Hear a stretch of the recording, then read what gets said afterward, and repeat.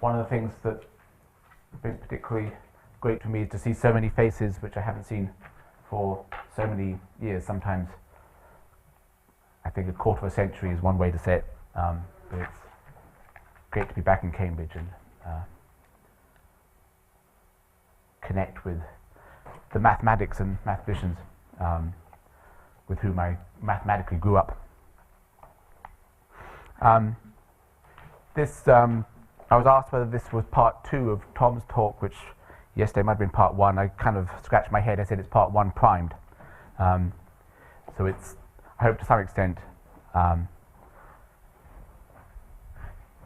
understandable independently of Tom's talk, though also perhaps complementary in some way. I wanted to just begin by saying just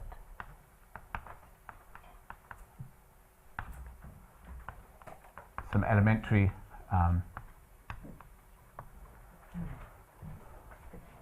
well-known things about what is a three-dimensional orbifold, and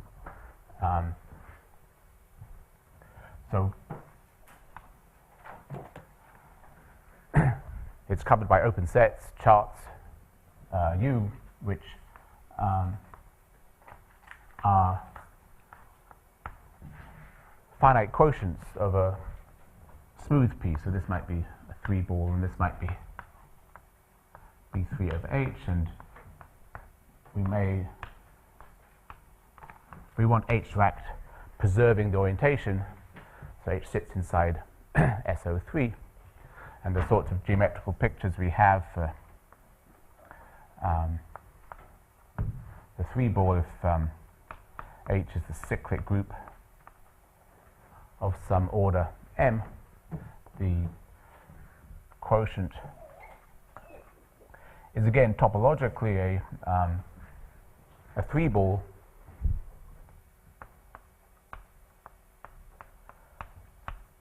homomorphic to a 3-ball again, but it has this singular locus here, where if we put a Riemannian metric perhaps here invariant under the group action, what we have here is a Riemannian metric with a cone angle, 2 pi over m. So topologically we have a 3-manifold with an embedded arc in it. We'll label that arc with the integer m that says what the size of the stabilizer is along there. And beyond the cyclic groups, it's always true that the quotient is topologically a ball, and the singular locus that's inside, rather than being an arc, may be a trivalent graph. So there's the case of the dihedral group of order 2m, in which case the quotient is a ball with a cone on an orbifold with 3 singular points, and it's 2, divide that bigger, 2, 2, and m are the stabilizers along those arcs. The dihedral group is the stabilizer at the vertex. The case m equals 2 here appeared in Tom's talk, and that would be the Klein 4 group in that case.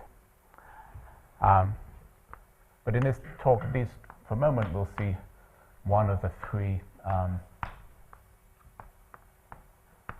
symmetry groups of polyhedra. This is the tetrahedral group, octahedral group, and icosahedral group, the symmetry groups of the solids, finite subgroups of SO3, and we have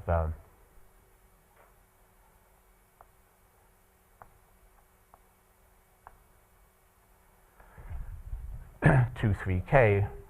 For these examples, 2, 3, 3 is the tetrahedral group, and 2, 3, 4 the octahedron, and 2, 3, 5 is the icosahedron. So if we're thinking about an oriented 3-dimensional orbifold, Y, topologically it's a 3-manifold, and it contains inside it the singular locus, which is a trivalent graph. The edges of the trivalent graph are labeled by natural numbers, and there are only certain possibilities which are allowed at the vertices. We'll consider these with Riemannian metrics. As I said over here, a Riemannian metric is one which will be singular on Y, but on these local charts, on the coverings, it'll be smooth.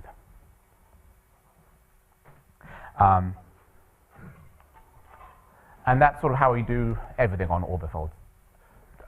Vector bundle on an orbifold will really mean a smooth vector bundle on each of these charts, and a connection in that vector bundle is smooth if it looks smooth when you pass to these finite coverings, the smooth charts. So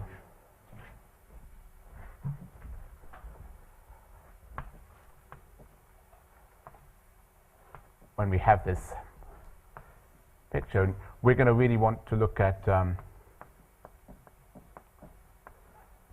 orbifold vector bundles on Y. It's not really a vector bundle at all. It's not really a fiber bundle, but we'll write it this way.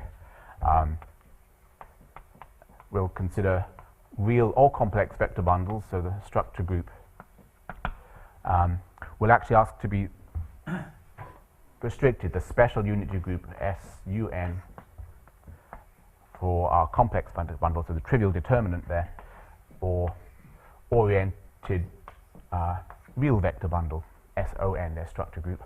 What this means is that we'll call E sub U the restriction over this chart, and what the place where you actually get an honest to goodness vector bundle is this. So this is a real, genuine vector bundle on U twiddles, and these are in each chart on Y we have this smooth vector bundle. And the data we want to extract from here is now that H is acting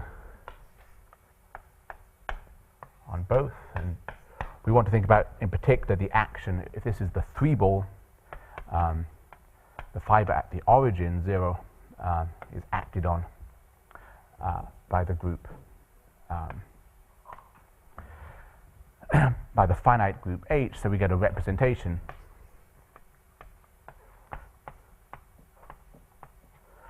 of H into SUN or SON, describing how the action is.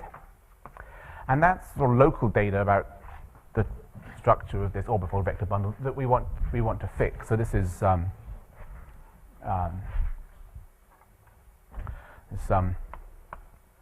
lambda, I call it, but I'll soon forget about it. But there's some local data you want to fix, which is just we're going to specify what we want H, the action of H, to be on the fibers. Having done that, we're in a setting where we can start to do gauge theory.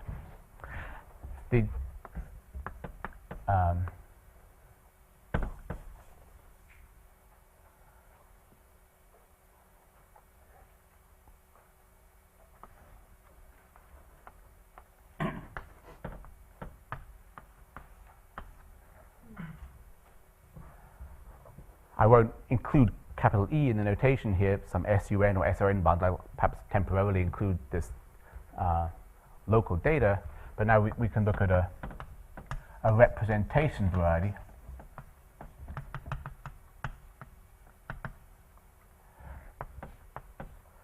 And this is the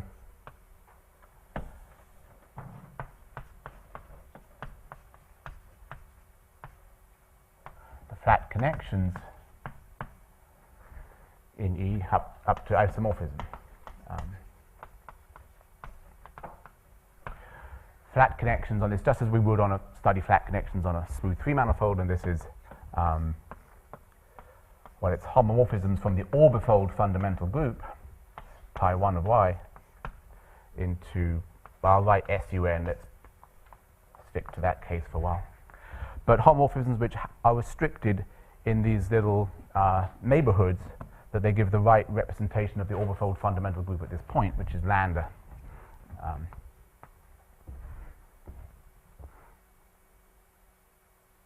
So, for example, in the basic case, which is really the only important one, of this arc M,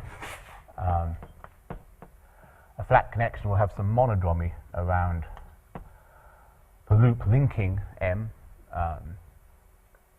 and that will be some element of SUN. And specifying lambda is specifying which element of SUN we want up to conjugacy. It's got to be an element of order M or some factor of M, and we want to say which it is.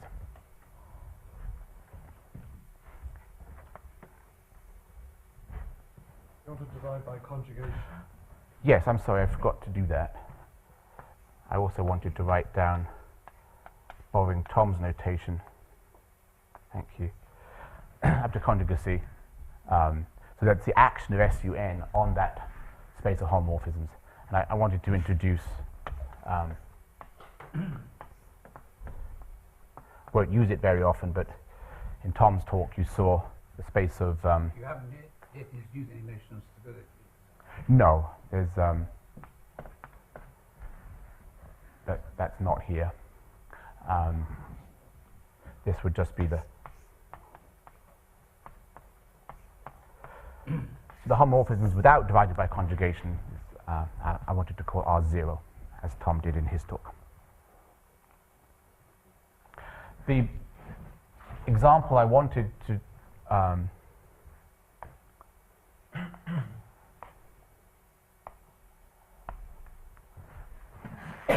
put on the board based on the tetrahedral group, where you've got a 2-3-3 trivalent vertex.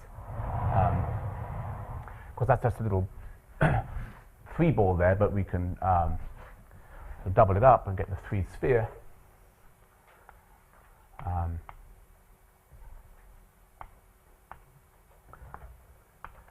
We look at S3 divided by the tetrahedral group, so acting as the one-point compactification of R3, acting linearly on R3, there'll be two fixed points, the fixed point at 0 and the fixed point at infinity for the tetrahedral group, and we'll have this sort of structure at both of them. So the embedded trivalent graph in this case is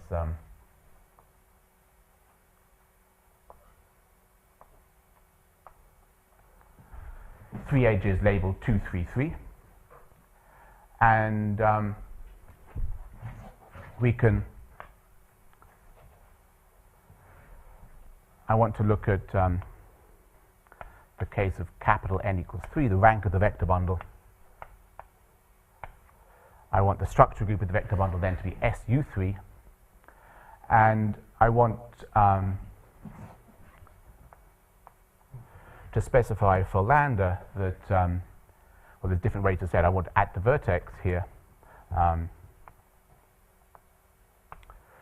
the vertex H is the tetrahedral group, and it's going to act on the fiber E0, which is C3, by the standard action of H on R3 complexified, sitting inside SU3. I think an equivalent way to, I think with determinant 1 there is only one such representation in dimension 3 non-trivially. It's the same as specifying that the representation lambda on each of these three edges is non-trivial. So that's the topological data of a orbifold vector bundle on this orbifold. For this particular example,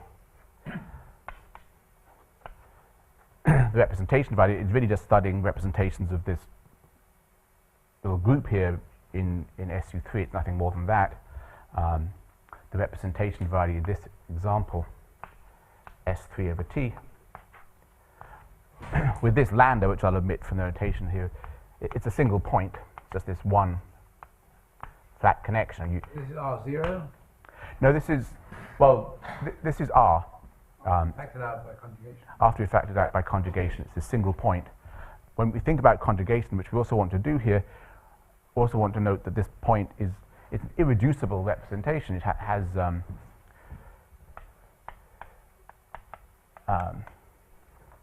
trivial stabilizer. or rather the stabilizer is simply the the center of SU3. Trivial as in meaning here that the smallest it can be.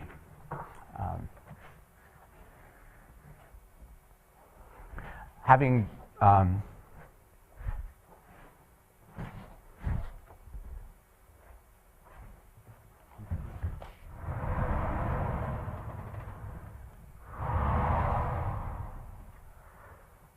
found this nice example, we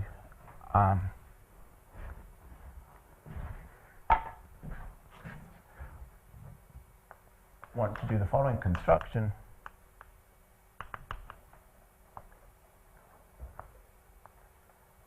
We want to take Y to be any closed three-dimensional oriented orbifold.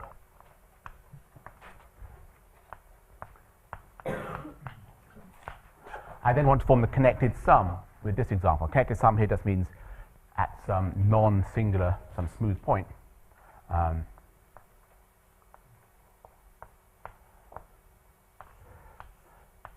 Form the connected sum with this particularly nice guy, S3, divided by T. And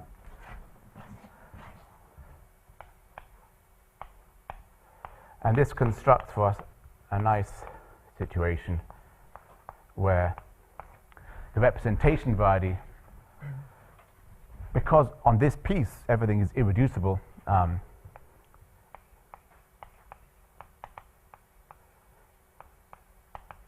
this representation variety consists only of irreducibles. And furthermore, because there's just a unique guy on this side which has got trivial stabilizer, forming this connected sum is tantamount to picking a point in Y at which the connected sum is to be made and framing the fiber of the vector bundle at that point. What that means is that this representation variety is the same as the base representation variety for Y alone, which makes it easier to describe than you'd have feared when we first wrote down a connected sum.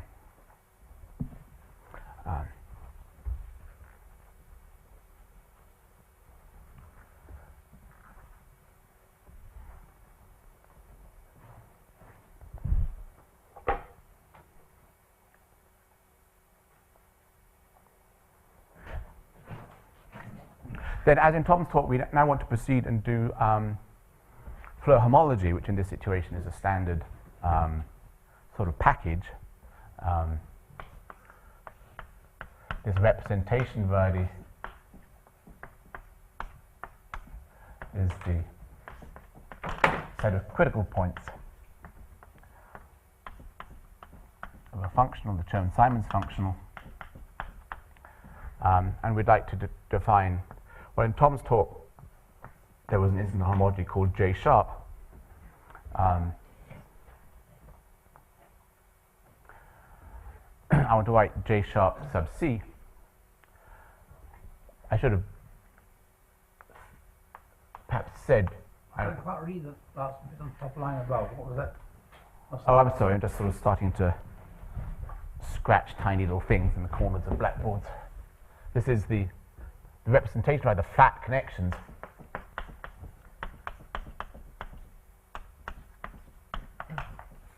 That's the critical points.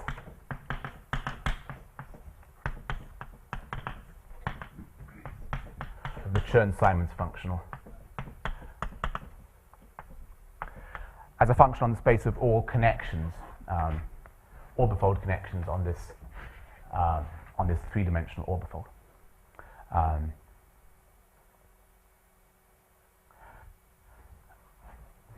And following Fleur's original construction, we'd like to define an instanton homology group. I'll write C here to remind us that we're talking about rank 3 complex vector bundles, SU3,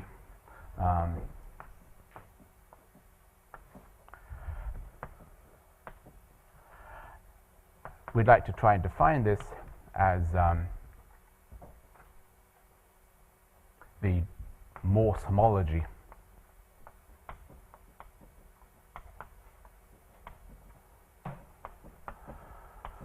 of this same Chern-Simons functional. And there are things we need to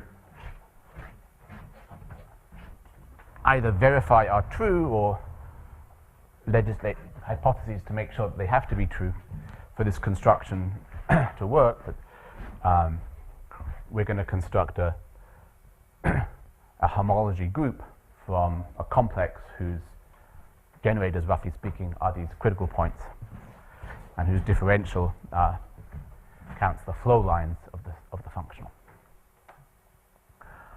I don't want to try and do this for a completely general three-dimensional orbifold.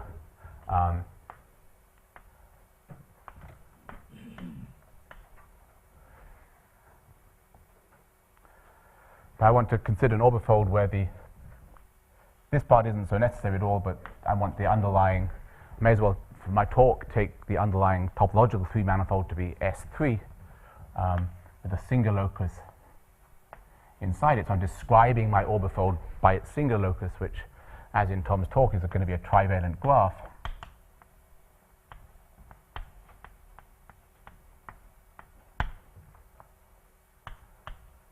And on this trivalent graph, all edges will have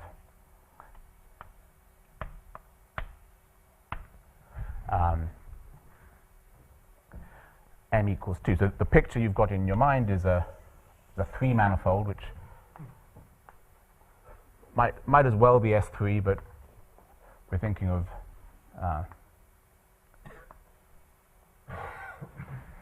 some three-manifold containing a trivalent graph, K. So it's just a spatial graph. All its edges, I won't keep writing it, but all the edges carry m equals 2. And we've formed the connect sum with this standard piece. Always sit over here somewhere with 3, 3, 2, the tetrahedral group piece there. In passing, I would say that what we've just said here, I want to stick to SU3, but we could have done this with SO3, in which case it would have been essentially what Tom had done in his talk, except that we're using a slightly different gadget over here.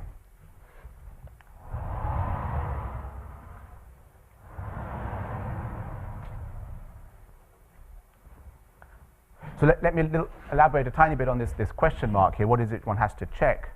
There are various things to check, but the interesting one that's sort of special to the orbifold case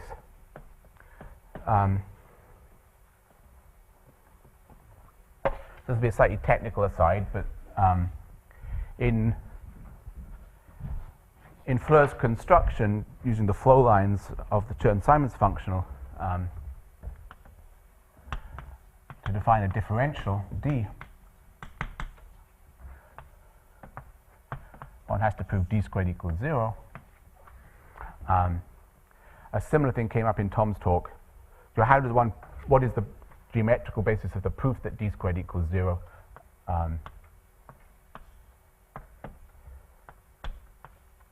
One considers the matrix elements of D, which might have a component from one critical point rho 1 to another, coming from some isolated flow line, and then another isolated flow line from rho 2 to rho 3. So these would be two little pieces of the matrix elements of D. When considering D squared, one wants to consider the flow lines from rho 1 to rho 2, which in this picture will form a one-dimensional family, or a two-dimensional family if you include reparameterization by translation of these trajectories, index difference 2. And you want to prove a compactness result for this moduli space of trajectories from rho 1 to rho 3.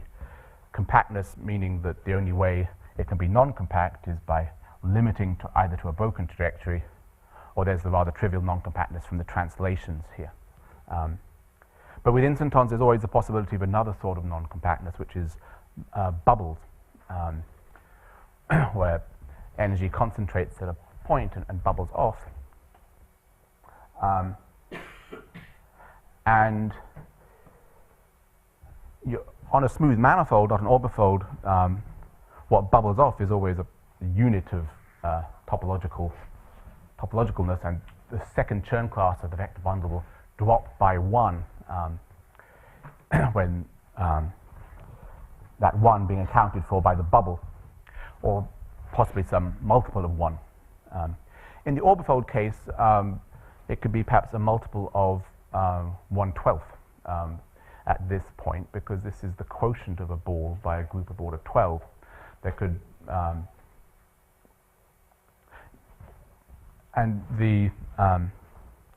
you can lose much smaller sort of quanta of energy from bubbles at these points. To analyze really what's going on and prove that d squared equals 0, you need to understand what can bubble off here.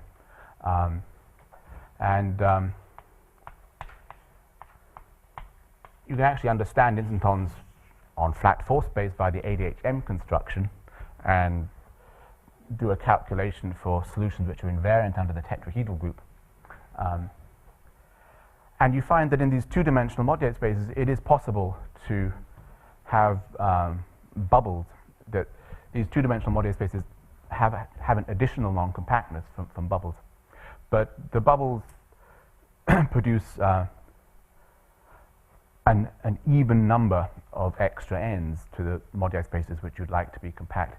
That evenness comes from the fact that when you do the ADHM analysis here, you do some matrix algebra, there you find that there's actually 2 interesting solutions for SU3 invariant under this tetrahedral group. They sort of differ by a little symmetry, which isn't a complete symmetry, this picture. That number 2 means that whereas we can't prove that d squared is 0, we can at least prove that d squared is 0 mod 2.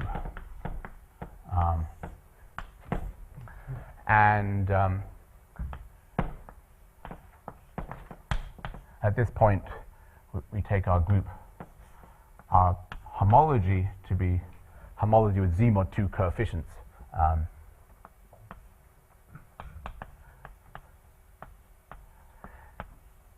If we take z mod 2 coefficients, then d squared is again 0. Yeah. Sorry, yeah. Are you perturbing to make R a finite set? Yes, no, there's too many things I haven't said, like let us perturb. Yes. Okay. That's, well.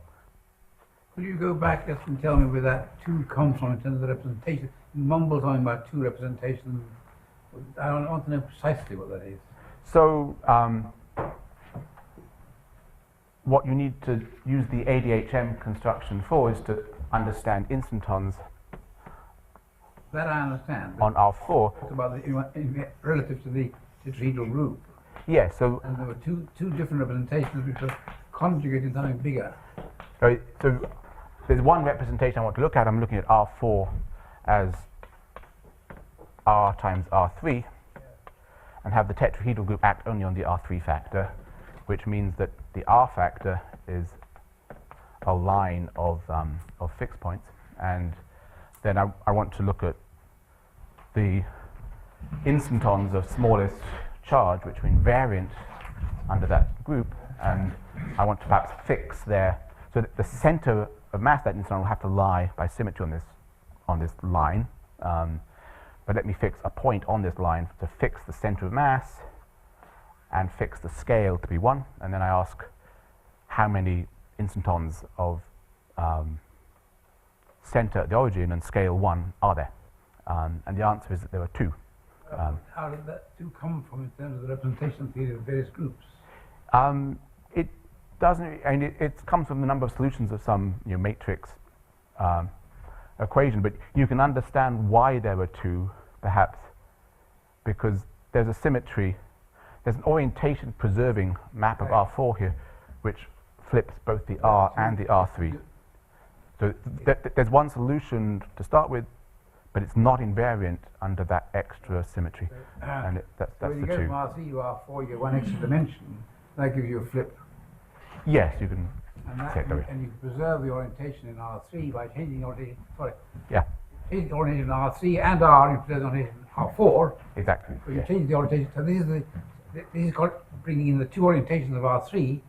So it's corresponding to the tetrahedron and its mirror symmetry, which may give you the octahedron. And why the octahedron is made out of two tetrahedra, or two pyramids. Yes. One's a reflection of the other one. And that's the difference between the smaller group and the bigger group. I think those two tetrahedra might be put together in a different way in the I think that's octahedral fine group, as but that. yeah. Peter? So I'm kind of confused on exactly what lambda is, but have you, like, there's multiple choices and you just picked one and it doesn't matter which one you... Yeah, so I should have really, I mean, I said I'd kind of not say what lambda was, but I should have told you at least once what lambda was. But so the main point is that if I've got m equals 2 or 3 and my group is SU3 and I've got some element G of SU3 and G to the m is 1, well, there's actually only two possibilities really for what G is up to conjugation. Either G is the identity, and I don't want that, or G is, well, in the m equals 2 case, just this, or in the m equals 3 case, it's just 1, and then here, a real rotation matrix through a third of a turn.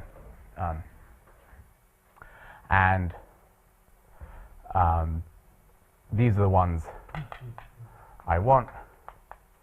So my lambda specifies that I want these non-trivial mondromies along every edge in the picture.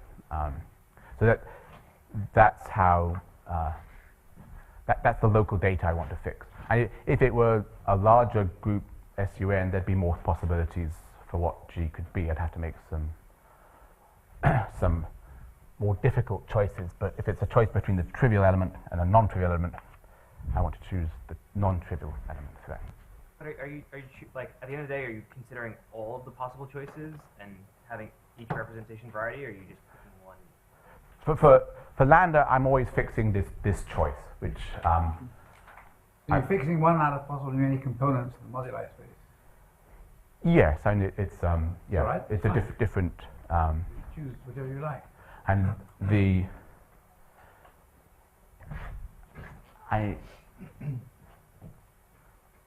technically I'm not quite sure, but I think if you asked that G was equal to 1 on the edges, then that edge would essentially disappear. It would certainly disappear in the representation variety, and it's the sort of thing which Zhuguang Wang, I think, did in his thesis to think whether the cone angle makes a difference when you study the instantons. Is your condition that the representation is always conjugate to this matrix Yes, yeah, at each place? right, yeah, Nothing else makes sense. yeah.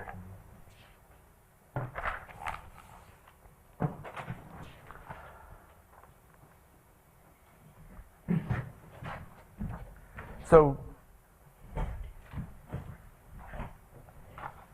although I use y in the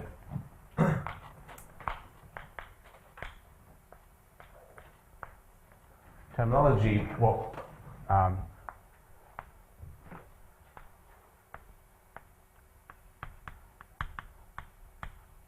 the summary of what we've got, we're starting with a trivalent graph.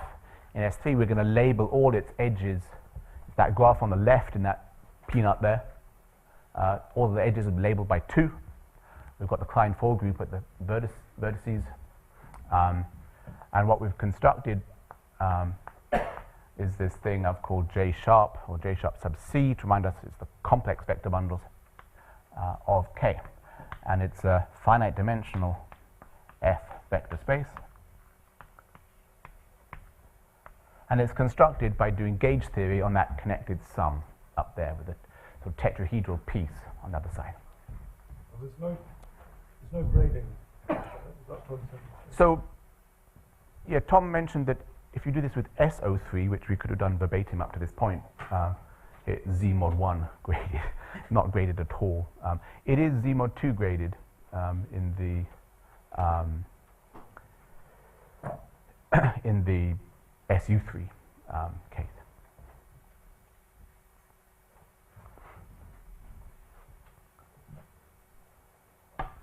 Just to say what this is in the very simplest cases,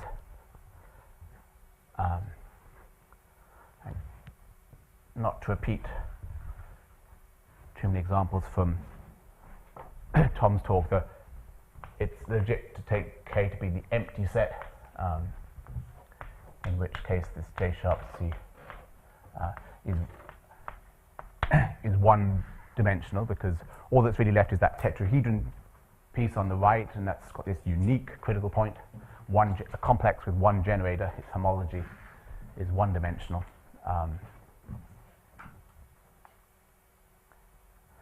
In this case, the base representation variety for this guy, this K, which is an unknotted circle, perhaps labeled by 2, the representation variety is a copy of CP2. After perturbation, the representation variety is just 3 critical points from the 0, 2, and 4-dimensional homology of CP2. It's all in the same degree mod 2. This is rank 3. And the next example, the last one I'll write down, is this trivalent graph. This isn't the tetrahedron guy, this is the guy on the left with everything labeled by 2. The representation variety, base representation variety, is a flag manifold, and again, J sharp C is just the ordinary homology of that flag manifold, which is all in even dimensions, and it's rank 6. Does this always have the same Euler characteristic as the representation variety? Don't know if the representation variety is singular. Could be orbifold. I don't find the right order characteristic.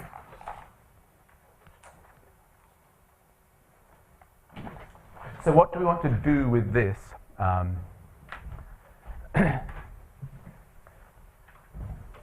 So the reason for introducing this at all is that it's, well, perhaps it's a toy model for the SO3 version, which is actually more difficult to compute. Let's recall from yesterday that we can talk about Tate of K, homology for the number of Tate colorings.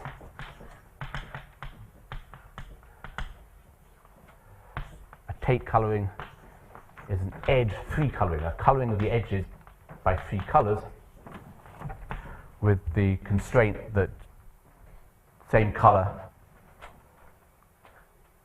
at a vertex, all the edges have, where edges meet at a vertex, they must have different colors. Trivalent graphs. Yes, this is trivalent graphs.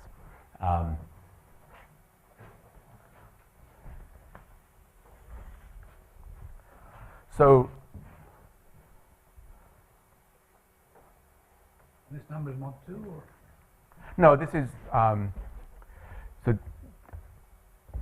the vector space is over there, is over the field of 2 elements, but it has an integer dimension, so and this also is an integer. So the main interesting thing we can prove about this complex. Really, the dimension of the vector space. Yes. Well, this isn't particularly. This is just at the moment just counting something. Yeah, basically. But this proposition is going to tell us there is a vector space whose dimension is this number, and that's what we've got there. So, what there's an important necessary hypothesis here, which is that if K is planar,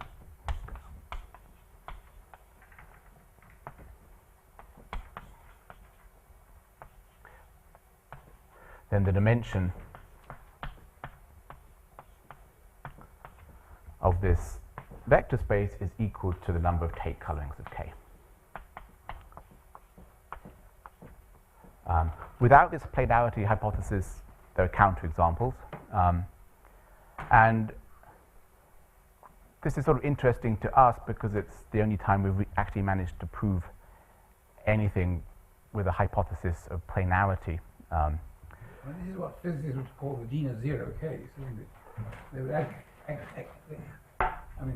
would add other complications and higher dimensions. They know how to do it. Planar case is the dominant one.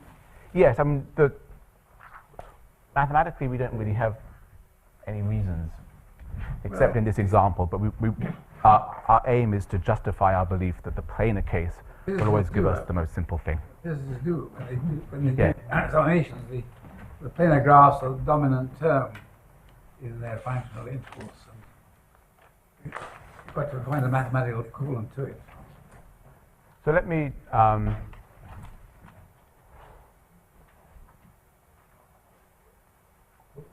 Peter, you don't need bridgeless for this. sorry. For this proposition, you don't need the assumption of being bridgeless. No, so if there's a bridge, then both sides will be zero. Yeah. I should say a word about planar, which is, if you're a graph theorist, then you look at an abstract graph, and planar means that you can embed it in the plane by hook or by crook. For us, planar means that it's already embedded in 3 space, and when we say planar, we mean it's really either sitting in the plane in 3 space, or at least isotopic to something in the plane. So it's Something in 3 space which is essentially 2-dimensional. yes, and yeah. Just to give justify my assertion that planarity is necessary for that proposition, there's I think this trivalent graph appeared in Tom's talk too. This is a hop flink, and we can make a trivalent graph by connecting to the 2 cuffs with a chain like so. So linked handcuffs.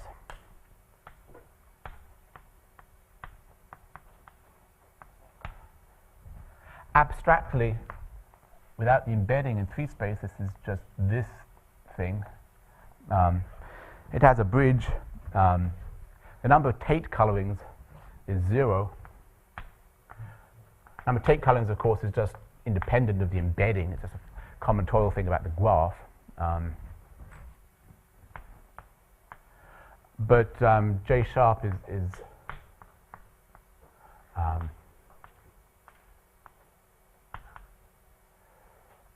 non-zero. It has dimension 4. So without the planarity hypothesis, this result is certainly false. Since there's an inequality, 4 is greater than or equal to 0, you might wonder whether there's always an inequality, but that's also false. If you look at another very interesting example,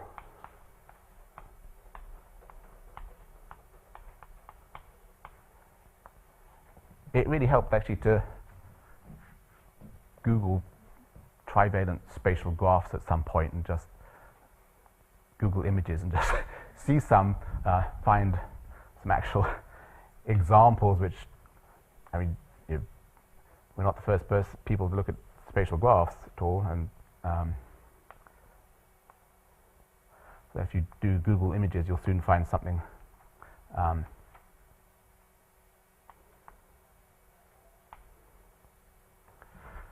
looking at this. So this is again 2 circles joined by a chain. It's like handcuffs again. But this time the cuffs, instead of being the hop link, are an unlink. And the interesting thing is the way the chain goes there. And if you make this thing out of 2 elastic bands and a piece of string, you'll convince yourself that it is not isotopic in 3 space to this unknotted guy. But this is another interesting animal. Always firmly in 3 space, are you? Yes, yeah. Or we could do this in a 3 manifold. But when you draw graphs abstractly, they don't lie in any space. Right, and my pictures, like pictures of diagrams of knots, are supposed to rip. You're only using the graphs which are essentially 3-dimensional. Yeah. But yesterday, in Tom's talk, he was talking about arbitrary graphs. Stage. I mean, any graph can be embedded in 3 space, but I think until we've embedded it in 3 space, we can't start moving. This example, like this one, is abstractly this graph, but now there's a more interesting embedding. This representation variety is a single point. The graph only had edges, it doesn't have faces of things. Right, exactly, yes. The base representation variety here is SU3 over the center.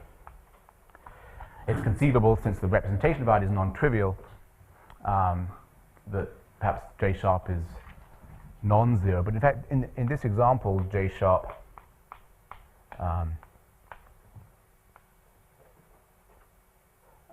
is 0. So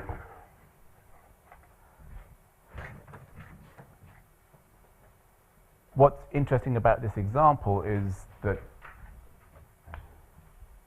it shows that the SU3 case is different from the SO3 case, where J sharp C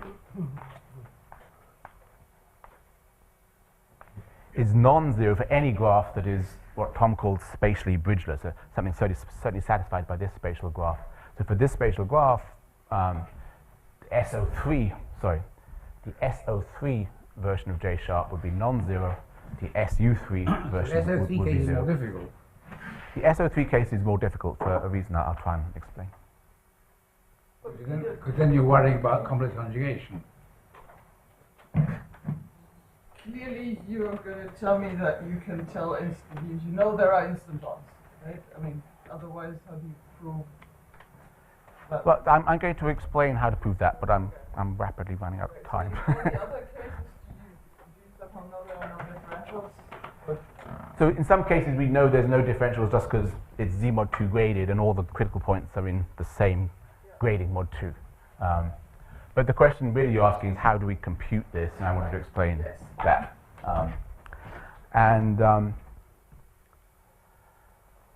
What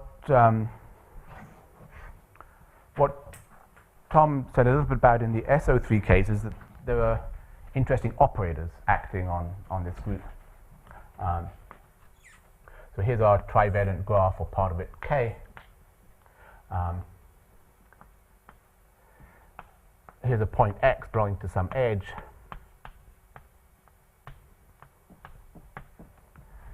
In K, this is going to give us an operator, U sub X. In the SU3 case, it comes from the first Chern class of a line bundle over the Mogdai spaces, line bundle associated to this point X. It's an operator of degree 2 on this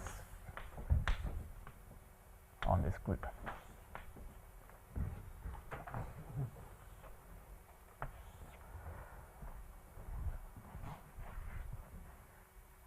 This is a operator we should ask what's its characteristic polynomial, what are its possible eigenvalues,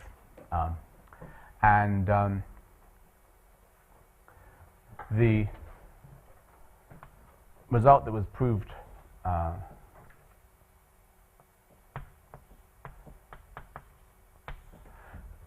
my former student Yi in this case, in a slightly different context, and in a context where rational coefficients made sense. He did something much more general for SUN also. But in this particular case, there's this rather interesting characteristic polynomial.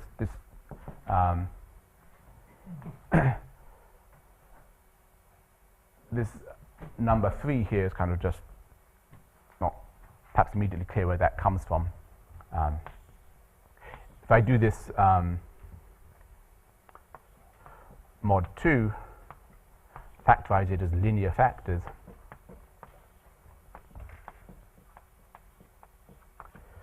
there's one eigenvalue.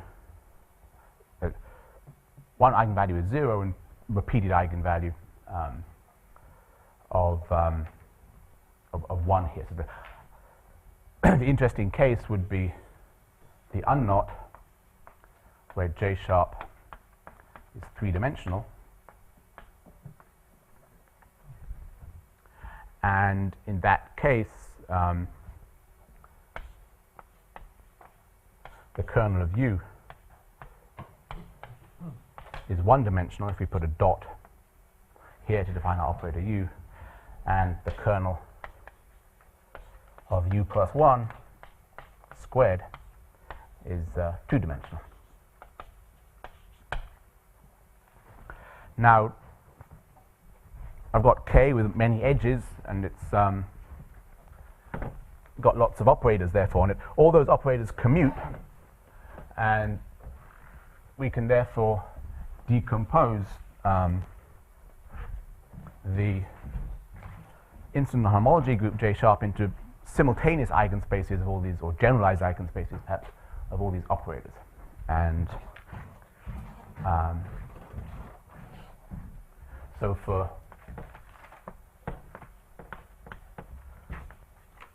any subset S of the set of edges of K,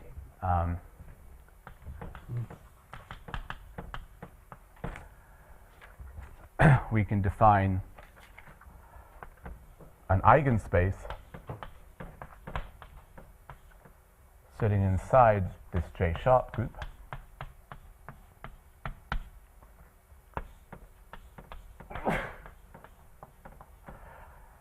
and for the edges belonging to this set S,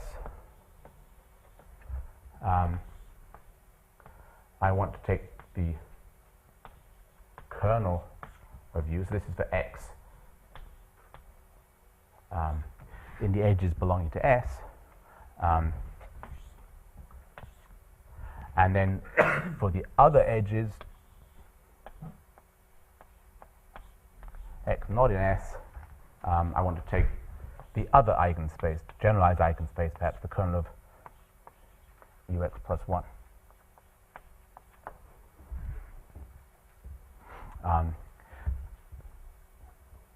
For each edge, there's this simple eigenspace decomposition into two pieces.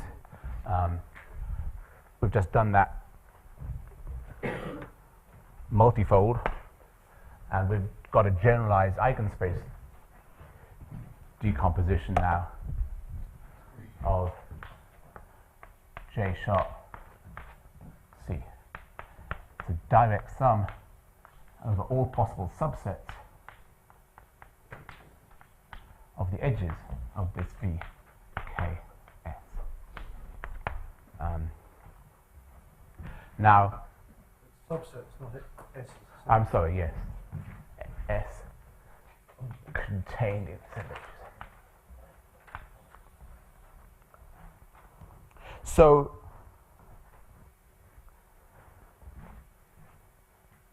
there's an excision principle that allows us to prove general relations amongst these operators by testing them in sort of smallest possible cases. And using that, indeed, this relation itself is proved by testing it out first just on the very simplest case, the circle, and then using this excision principle to transfer it to a general K. By looking at the next simplest graph, which is this, and analyzing the operators in that very simple case where we know what the instanton homology group is, we come up with other relations here involving the vertices of K.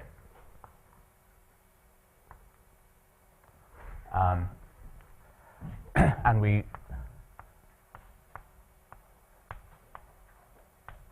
find that VKS is 0 unless S is what's sometimes in graph theory called a one-set, i.e. a set of edges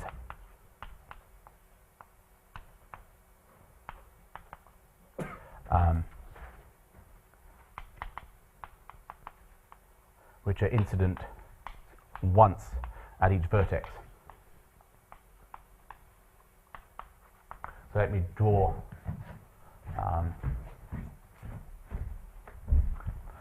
draw a one set.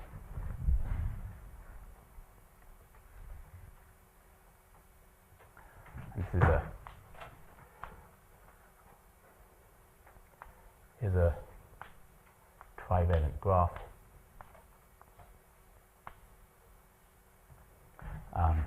The sort of I'll draw two different one sets on this thing.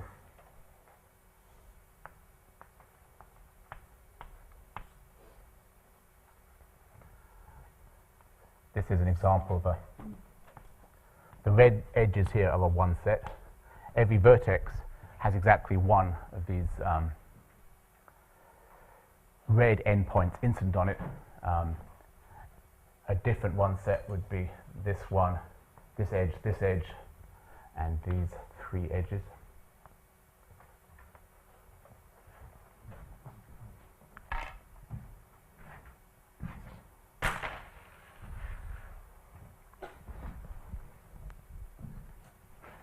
Those are commonly called perfect matching. Yes, I mean, I think there's different terminologies here. So this direct sum over all possible subsets of the edges is actually a smaller one. It's the sum over all one set.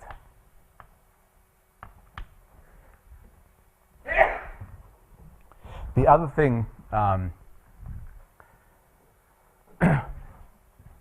allows us to calculate, simplify in these pictures is the exact triangles which Tom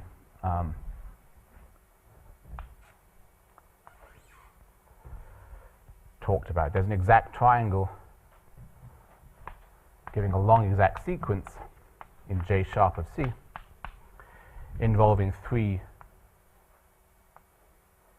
different graphs which locally differ as follows. This is simple sort of handle addition here, and the third term involves an edge.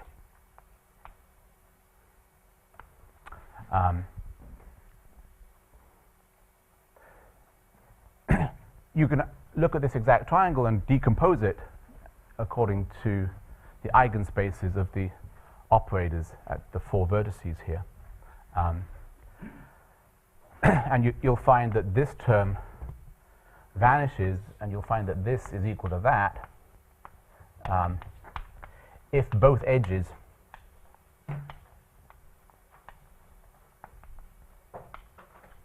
are in S.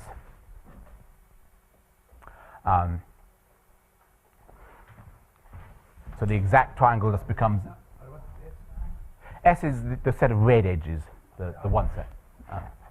So looking at those two pentagons, you can start to simplify those pictures. So the red edges are kind of just not particularly interesting. You can take the left-hand picture there just becomes the same as this.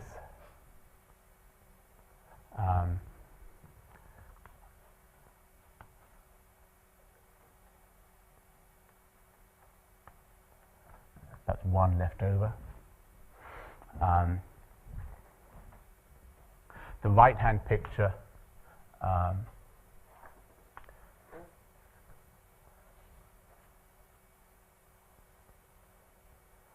becomes this.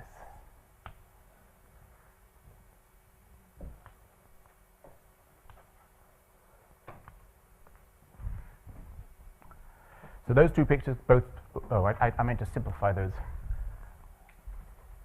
in a more, sorry, I just drew the same picture but with smooth lines.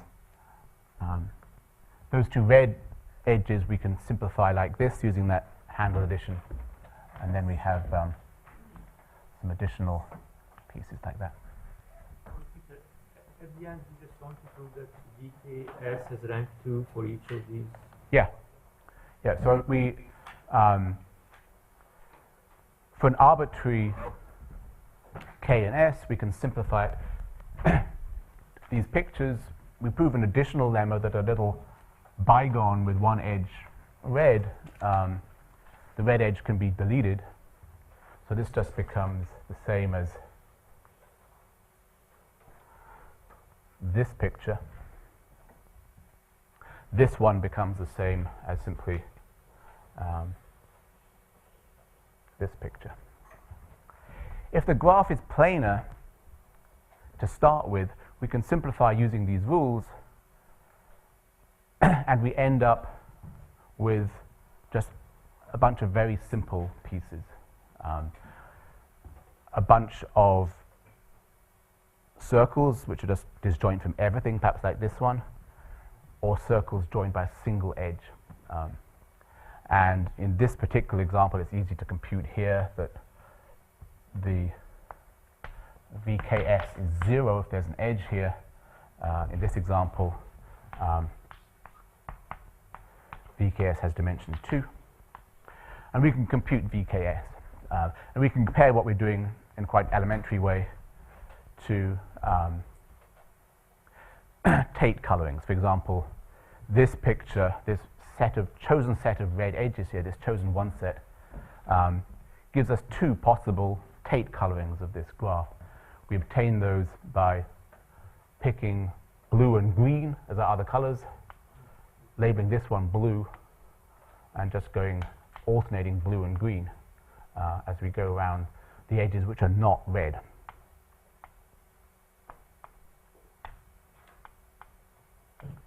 There's two different ways to do this, because we could have started with blue or we could have started with green.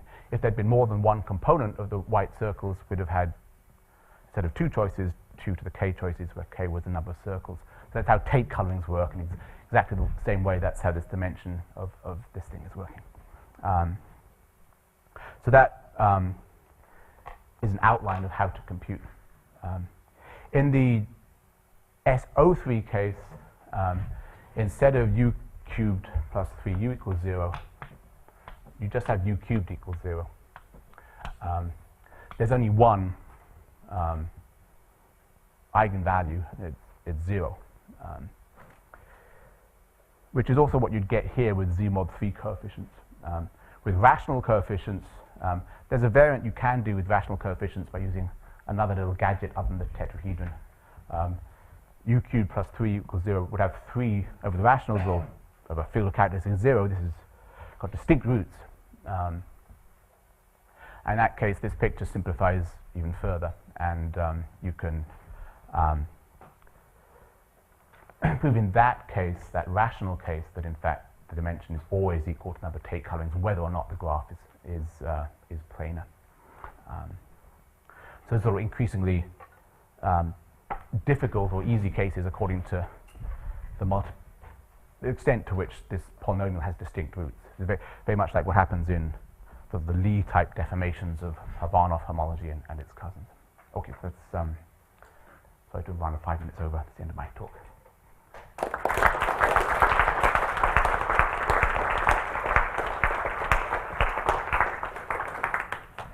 Questions?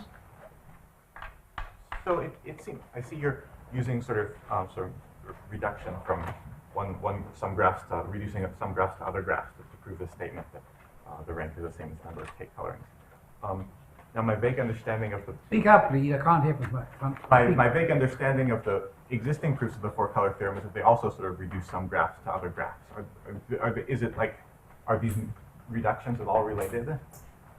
I mean, of course, the reductions in the Appel-Harkin proof are much more complicated. I mean, my worst nightmare is that we sort of work on this a long time. We realize that we only have to check 603,000 cases, and then we'll be done.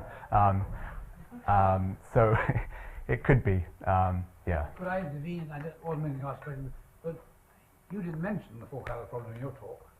No. Did. Right. So why didn't you mention it? Perhaps I don't want to be labeled the four-color guy too much. But you no. you think that this is some approach to the four-color problem? Yes. I mean, I think what you should have got out of Tom's talk was that to prove the four-color theorem, it's enough to prove that for planar trivalent graphs, the dimension of this instant homology is equal to the number of Tate colors. What you've seen today is that there's a slightly different instanton homology for which we can prove that equality. Its dimension is indeed equal to the number of Tate colorings for planar graphs. And it's happening in a not totally trivial way. It's happening a way which actually uses planarity. It's not true for non-planar graphs. So it's a toy model for this case. As soon as you start to have distinct roots, it just gets easier. Ivan, If you hadn't had to fix different kinds of orbifold weight on your additional theta graph, you might very naively hope that the embedding of SO3 into SU3 would give some way to relate the representation varieties and even the theories, but you seem to sort of frame things with different data. No, but I didn't really say why I'd chosen this particular guy, but in fact this 332 guy is secretly chosen because it actually works for SO3 and SU3 in essentially exactly the same way. So if you look at the space of connections in the SU3 bundle and think about the way that complex conjugation is acting, then you're in a situation where the SO3 representation value is just a fixed point set exactly inside the SU3 representation value. So choosing that particular 332 guy is a neat way to set that up because it's something that works in both. And then having done that, you kind of hope that there might be some Smith, or could I call it Seidel-Smith inequality relating the ranks of the SO3 and SU3 guys. That can't be true in general because it's tangled handcuffs is a counterexample. It's non-zero for SO3 but 0 for SU3.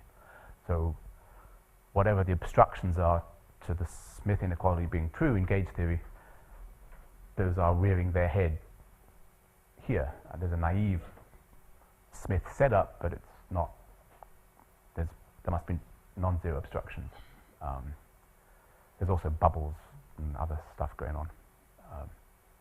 I think we ought to adjourn for coffee now. Yeah. So the next talk's 11:30. Simon wanted to ask a question. Give him a chance. Simon. I was going to say that leaving aside the four-colour thing, it seems like there's a vast array of things. You could take different groups and get a huge array of new, not invariants of these. Yes, I mean, I think I don't know. What those would they coincide with? And this J sharp, as I've defined it here, for example, is a not invariant, and with rational coefficients, it's sort of trivial. With Z mod 2 coefficients, it's potentially non-trivial, but I have no idea what it is. Yeah.